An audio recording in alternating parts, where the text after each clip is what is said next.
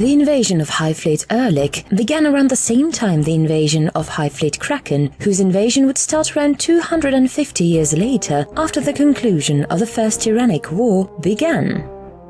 The armed forces stationed in Segmentum Obscurus were further strengthened, which members of the Imperium's Adeptus Administratum began to question the need for, arguing that Behemoth had been the sum total of the Tyranid species expansion into the Milky Way galaxy. When worlds among Obscurus began to suddenly disappear under mysterious circumstances, the very same adepts chalked it up to the foul and dark works of the forces of chaos. The Inquisition's Order of Hereticus became suspicious of the adepts' dissent and their downplaying of the situation on the Segmentum Obscurus and began an investigation which established that all of the dissenting adepts had either come from the southeastern region of the galaxy or had traveled there at some time. This was the only link between the members that could be found, and some had never even met each other. Inquisitors were also deployed to investigate the planets of the Segmentum Obscurus that were most troubled. Measures were set up to prevent more worlds, primarily those surrounding Cadia, from disappearing.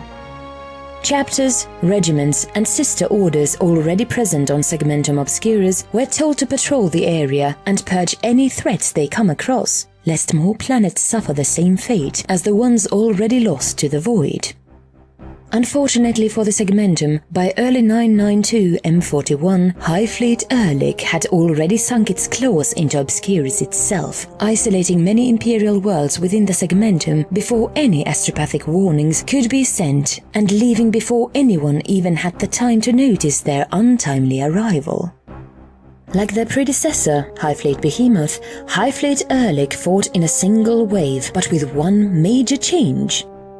Its fleet was smaller and therefore faster. This resulted in Hive Fleet covering a significantly smaller area than its predecessor, but also allowed it to leave the planets it consumed before any nearby Imperials even noticed the eerie presence of the shadow in the warp the Tyranids utilize. In what appeared to be a few hours, but felt like years, an entire Imperial sector was silenced from terror, isolated from astropaths' messages of warning by the potent power of the hive mind. Only several solar months after the beginning of the Hive Fleet Erlich slaughter would the accounts of the first few survivors reach the wider Imperium. Whole planets were wiped out by the Hive Fleet Erlich within the Segmentum Obscurus, and it seemed that, left unchecked, the foul tendrils of Erlich would soon unleash doom upon the galaxy at large. When the news of the Hive Fleet Erlich's existence reached the wider Imperium, the holy armies of the Emperor were sent to the Segmentum Obscurus to deal with this substantially sized threat. The first fair fight of the Imperium would have against the horrid abominations of Hive Fleet Erlich was on the world of Billup II, a hive world who was thought to be second only to Terra in population. By the time the Second Company of the Silver Chariots chapter and the Order of the Unforgivable Truths reached the planet, it had been taken over by its own planetary defense force and martial law had been declared. Surprisingly, the Imperial forces that came to Billup II found the soldiers of the Planetary Defense Force to be exceptionally friendly. Their leader, General Alessi, explained to Captain Polnareff of the Silver Chariots that martial law was declared because Governor Odio revealed herself to be a worshipper of the Blood God Khorne and tried to convince the people of Billup II to betray the Imperium. As a result, General Alessi and those loyal to him in the Planetary Defense Force stormed her palace and killed her for the heresies she had committed. Martial law was not declared as means of taking over, but rather as means of keeping Billup II going until a new governor was elected. Captain Polnareff explained the situation to the PDF General, who seemed expectedly worried by the fact that a Hive Fleet ravaged the Segmentum he called home. As a result, the three forces joined together in the fortification of Billup II. Kill zones were created, mines were set up, and heavy weapons were placed where the fighting would be the thickest. However, much to the confusion of the Imperial forces, no Tyranid threat ever arrived. The Imperials waited for days, months even, without seeing a single one of the foul Xenus abominations. One morning, however, everything changed when the forces of the Imperium woke up to the sound of a single autocannon firing, followed by the sound of an armored figure collapsing. Said armored figure was Canoness Mariah, who was in charge of the Battle Sisters on Billup 2. Before anyone could react, they found themselves being assaulted by the Planetary Defense Force from all sides. Using the heavy weaponry and their knowledge on the fortifications to their advantage, the Billupian Planetary Defense Force pushed back the Imperial forces without any significant casualties. This was when the mycetic spore started falling from the sky and a terrible truth was revealed. The Planetary Defense Force of Billup 2 was working with the Tyranids, only helping prepare the defenses to turn them against the Imperials. The biomorphs of the Hive Fleet Erlich tore themselves out of their spores, marching alongside their allies in the Planetary Defense Force while devouring everything in their path. The combined forces of the Silver Chariots and the Unforgivable Truths fought valiantly and, though they did not succeed in destroying the Xenos beasts and their allies, managed to escape from their grasp for some time. Much to the dismay of the Imperials, however, Hive Fleet Erlich would not give up on their chase for long. Devouring their mortal allies in the Planetary Defense Force, the biomorphs of Hive Fleet Erlich spat forth more lethal abominations to join them in their assault. Led by the Supreme Beast of Erlik, the most powerful Hive Tyrant in the Hive Fleet, the biomorphs of Erlik fell upon the bloodied Imperials without a second thought. The fight between the two sides was bloody and long, but it was only a matter of time before it ended. Eventually, forced to retreat off-world, the Imperials did not leave before dealing one final blow to their most hated adversaries.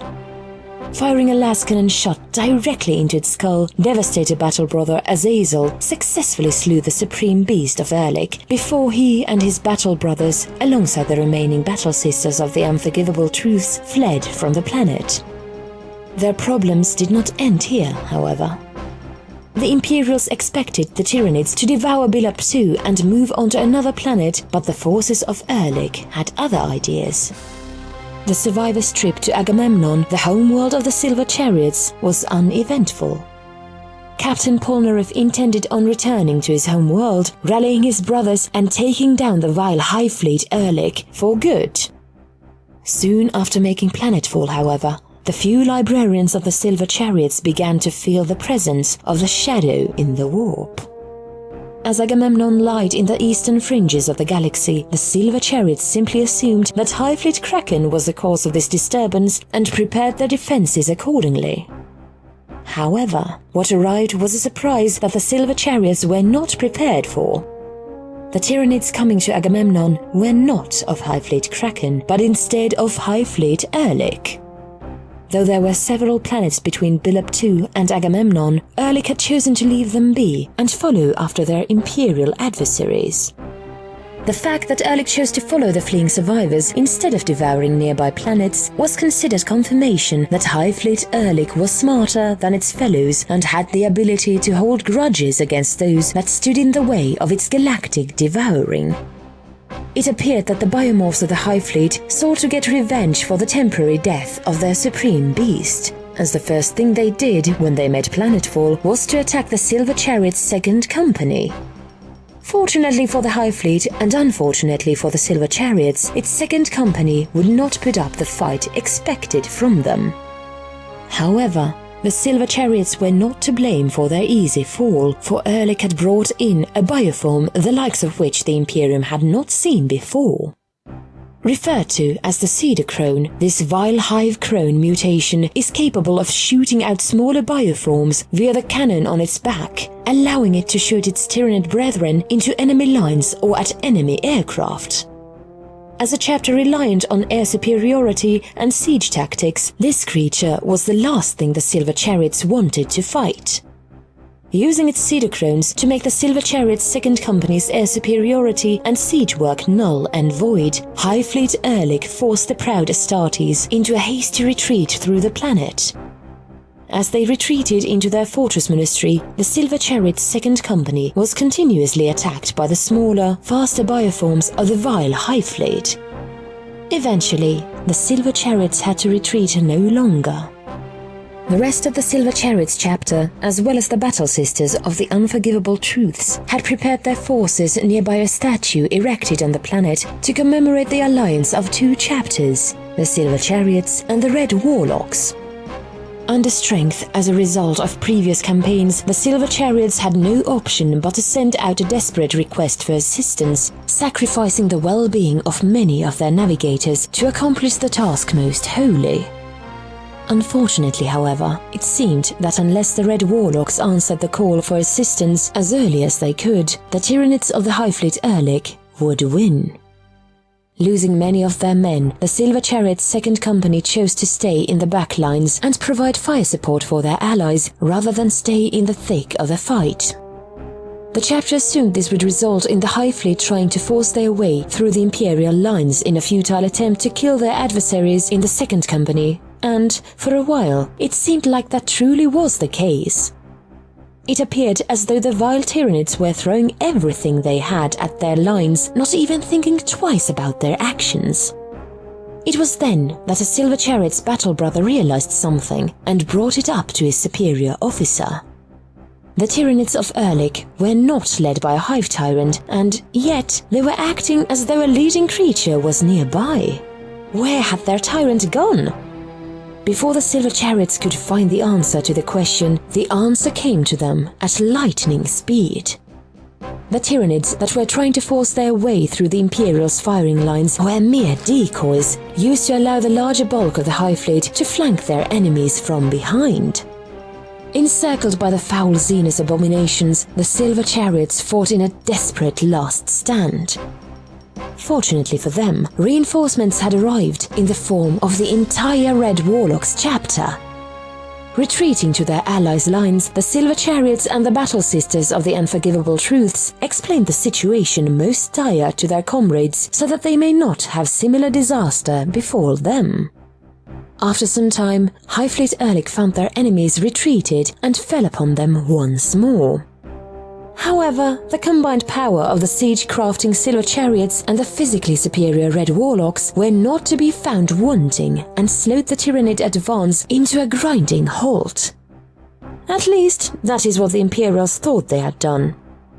The mighty and cocksure forces of the Imperium would not fall for the same trick twice. They knew that Hive Fleet Erlich was utilizing a decoy force so that the main force might flank unhindered.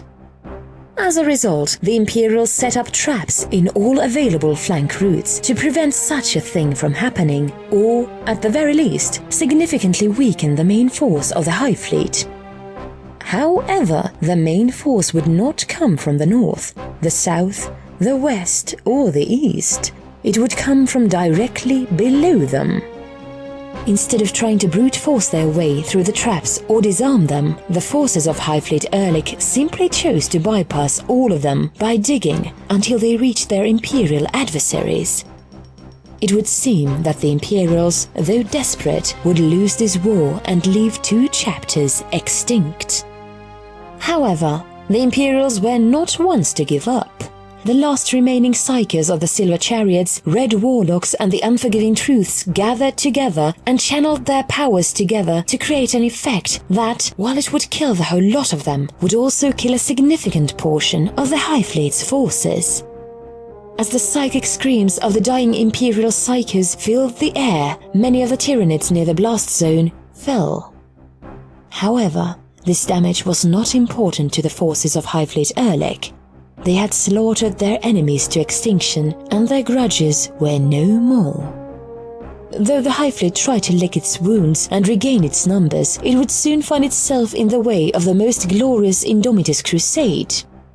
Chasing after the fallen angels, known simply as the Mad, the Hive Fleet suffered defeat after defeat at the hands of the unnumbered sons that they would come across. Ironically enough, the Hive Fleet tracked the Mad all the way back to the now dead world of Agamemnon, where, after a fierce battle, the forces of Hive Fleet Erlich would learn a most horrid truth. In their chase, they did not realize that the Mad succeeded in wearing them out significantly. Though the forces of Erlik managed to win against the Mad, it was a Pyrrhic one at best, and one that saw the once mighty forces of Erlik reduced to a shadow of what it once was. Fortunately for the Hive Fleet, they had found just the places to lick their wounds. The Space Hulk's bane of Morkai and blissful ignorance, which they had corrupted during their chase of the Mad. Now they hide in their Space Hulks, waiting for the day that they will exact revenge upon the unnumbered suns for their crimes.